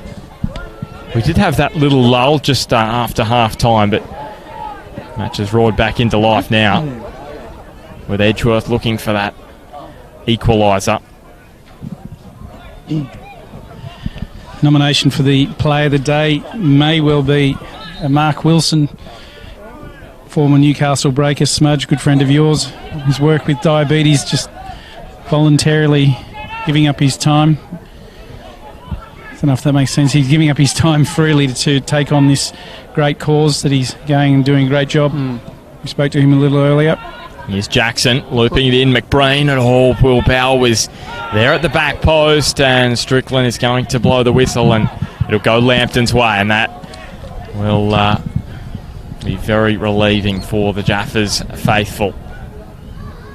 I think another player of the day, this one's an odd one, is maybe Brent Hamill, because he's playing against his old club and he's been superb today. He's probably going to get pipped by man of the match, but I don't know, it's just throwing some names out there. There's Dylan Holtz. What a brilliant goal Dylan Holtz was.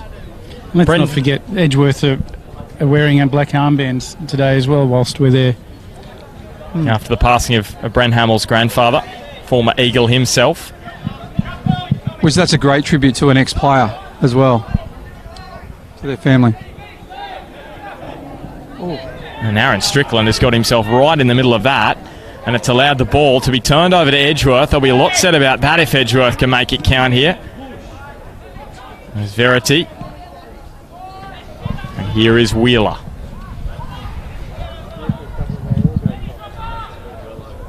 Calls it wide for Jamie Burns, who scored for the first time as an Eagle earlier this afternoon. Opened the scoring in this match. The opening match in the NPL Northern New South Wales for 2018. This one looped towards Bauer. Up he rises, but his header is straight to Swancott. Jamie Burns flying in there, just bumping Greentree in back play. There's a shoulder from Evans. Pinpoint to Bauer. Maxwell. Well, for any of the children and the younger players watching at the moment, you have a look at that from Josh Evans. Under pressure, ball coming head height. He was always going to be bumped off the ball, but kept himself steady. Smudge, you've picked it up. He's found his player. Here's Maxwell again. It may fall for Holtz at the back post. And Dylan Holtz, 2 goals off the bench. He's the hero for Edgeworth this afternoon. 3-3, unbelievable.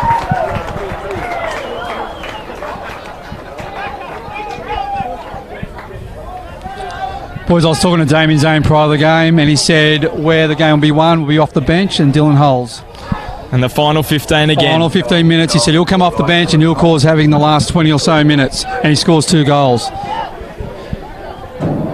Well, Edgeworth have been in the position where they can't sit back because they were behind and they needed to attack, and attack is exactly what they've done.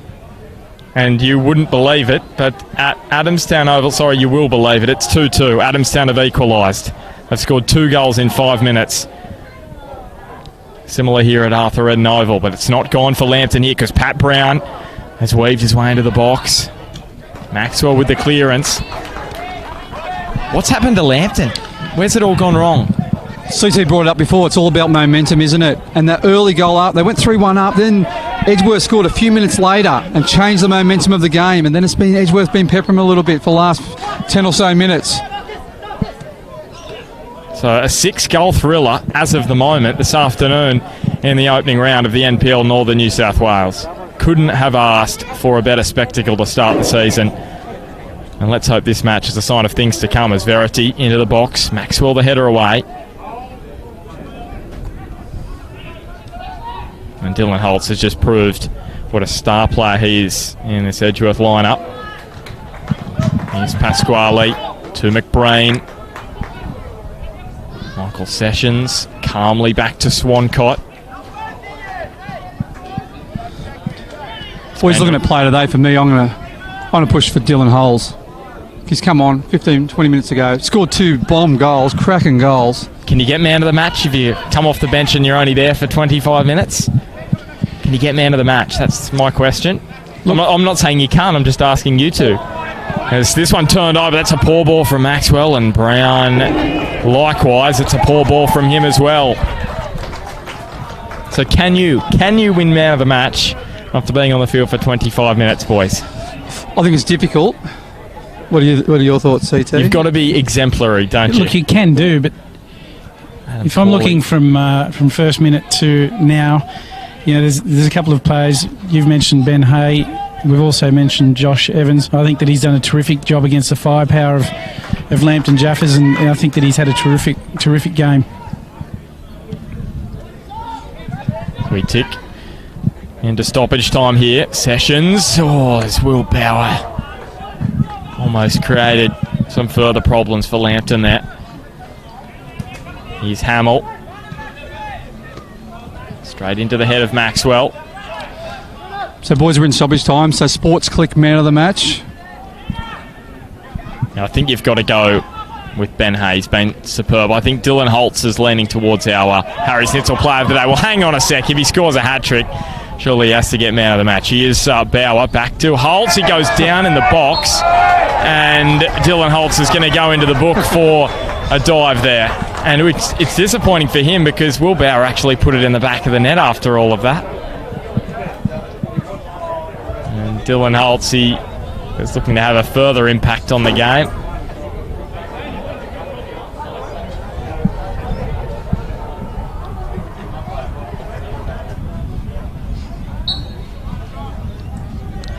Yeah, I tend to agree with you, Bard. I'd go with Ben Hay for man of the match. I think he's been superb offensively, defensively. Josh Evans has been absolute stalwart at the back, hasn't he, for Edgeworth?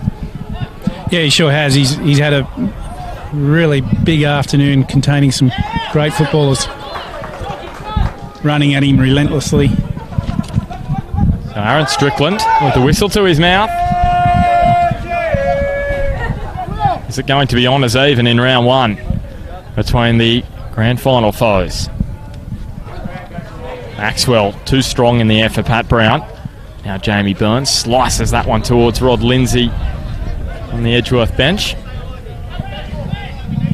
Kantorowski and Hamill, bit of interplay. Brown, can he hold it up and play it back to Kantorowski? He can. It opens up here for Lambton. Ben Hay, we know he can strike them from there. Verity in towards the middle. And Pat Wheeler is going to run it out the back, so it's end-to-end stuff at the moment. Pat Brown over halfway. Is there another twist to come in this one? And he just leaves it short on Will Bauer. And now Pat Wheeler is going to have to get back, and he's in a tangle with Sessions. And somehow the foul doesn't get blown by Strickland. Now Ben Hay rushes into an area of open pastures. Ryan Griffiths, surely not. Can they win it here? Lambton back to Ben Hay, and he seals the 3 points for Lambton.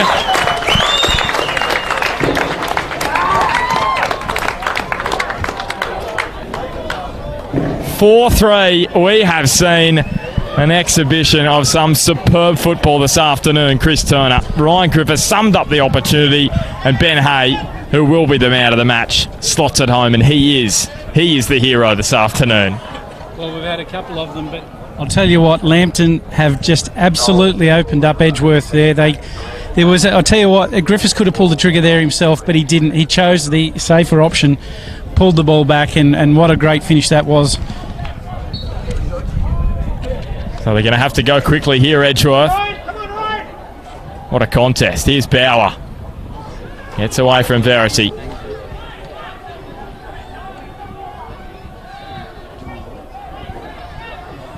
Nathan Verity runs it away from Bauer. And Aaron Strickland will end the match. And Lambton record their 4th straight win over Edgeworth in the NPL. with 4 goals this afternoon. What a cracking contest we've seen in round 1. And the Eagles, they lose their first round 1 fixture in 9 years. They haven't lost since 2008. That's their first loss in round 1 in 9 years. It's been a long time. 9 matches, I should say. Dylan Holtz thought he'd stolen a point for Edgeworth late in the contest, but it was Ben Hay who won it late for the Jaffas. After the Jaffas led 3-1 with less than 15 minutes to go. Edgeworth made it 3-3 via 2 cracking goals from Dylan Holtz, and then Ben Hay hammered home the 4th to win it 4-3 for Lambton. So it finishes in round 1 here at Arthur Eden Oval. Lambton Jaffas 4, Edgeworth Eagles 3. We couldn't have asked for much better than that, CT. Look, if you're Edgeworth, you feel for them because they just had worked so hard and got themselves back into the match, and it's just absolutely gut-wrenching for a team, in round 1 to lose right at the end after coming back into proceedings. However, on the other side of things, Lambton Jaffas were dominant in the first half. They did everything right. They weathered the storm, and you know what? That goal at the end was just absolute quality. The build-up and the finish. So, look. Full credit to Lambton Jaffas, and sets them up well for the beginning of the year. But how quickly the frowns have been wiped off the Jaffas' faces, because they would have been so frustrated with a 3-3 draw. But in the end, it's smiles all round and a 4-3 win. We've got our man of the match, Ben Hay, scored the winning goal. He's with Damien Smith. Okay, we have Benny Hay, Sports Click man of the match. Benny, what a hot conditions out there. What a great game. What were your thoughts? Yeah, it was very hot from the get-go, but the boys dug deep. Bit back and forth, bit disappointing to go 3-3, but we got the win in the end. So yeah, I thought you was in total control at 3-1. Then you sort of just had a lapse in concentration. They get back to 3-2. Then the momentum changed. Then went back to 3-3. But you finished it off in the end. Yeah, I think the boys got pretty tired there, but I mean it's a 90-minute game and we dug deep, and the boys would be stoked to get the win. So part of the reason you got Sports Click man of the match is your work rate on and off the ball, offensively and defensively. Are you feeling you're fitter this year, or? I'm just trying to do my part. I mean, definitely fitter than I suppose a couple of years ago, playing in the midfield now. But it's good to get on the score sheet, so might need to lose a couple more. All right, I'll pass you over to Joel.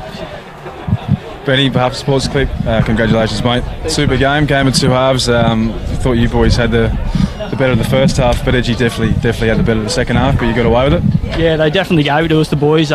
We've been working on stuff at training, and Jimmy just said as long as you execute, we're going to get the 3 points. So the boys dug deep, as I said, and we'll be stoked. Well done, buddy. Cheers, thank you. Thanks, mate. Cheers. Yeah, geez. Before you go, Ben, just a quick one. So your goal of the year last year was supported by Adam's Family Meats. I was talking to him the other day. He said you've got to pop in there, pick up your $100 worth of meat. So don't forget to go and pick it up. Yeah, thanks, guys. I'll go and get that tomorrow. Just cut the fat off. There's a few skin folds. All right, we also have the Harry Schnitzel Player of the Day, the Schnitty Player of the Day. It's something that's done either on the park or off it. In this case, it's off the park. Mark Wilson, we spoke to you earlier about your work with your fundraising for diabetes. You've done a great job, and so I'd like to present you with this with this award. And this entitles you to go down to see Harry and get a snitty from him, and I'm sure you'll enjoy eating one of his snitties. Mate, I appreciate that. Thanks to Harry's Schnitzel for this great award. I've been going to Harry's for the last month, actually, mate. So it'll just be another trip there. But I've been going there a fair bit. So, and as you can see, I'm starting to put a little bit of beef on. But thanks for today, mate. And I just want to thank Bar TV for making today possible and supporting my journey. And what a classic, 4 goals to 3. So plenty of goals. It was a great game. Thanks, CT. Cheers, Will. So back to you, Bart. Thanks, boys. Credit to Mark Wilson. Thanks so much for everything he's done with diabetes, doing an awesome job. So that wraps it up from Arthur Eden Oval this afternoon. Haven't we seen a thriller? Just to recap, so Jamie Burns opened the scoring for the Eagles, and then Lambton hit back with 3 goals, 2 in the first half. The first scored by Pat Brown. Jared Baker made it 2-1 before half-time. And then Ryan Griffiths made it 3-1 in the second half before Dylan Holtz scored a double. he and the Eagles thought they'd stolen a point this afternoon before late in the game it was so open, very open at the back, and it was Ben Hay, our man of the match this afternoon, who slotted it home. So credit to both sides on a hot afternoon here at Lambton. They really put on a fantastic show. So it finishes 4-3 to Lambton. A reminder that tomorrow at 1 p.m, the FFA Cup, Hamilton Azuri are taking on Jesmond Rams. That's 1 p.m. on Bar TV Sports. You can check that out online. And next weekend, we are heading to a big clash. I believe, CT, it is Maitland up against Charlestown at Lyle Carr Oval. What are your thoughts on that one? Look, this is going to be a fantastic match. And look, we spoke about Dave Tanchevsky and his new recruits. He's a great coach. We spoke about his recruitment ability, but don't forget his ability to make things happen on the park.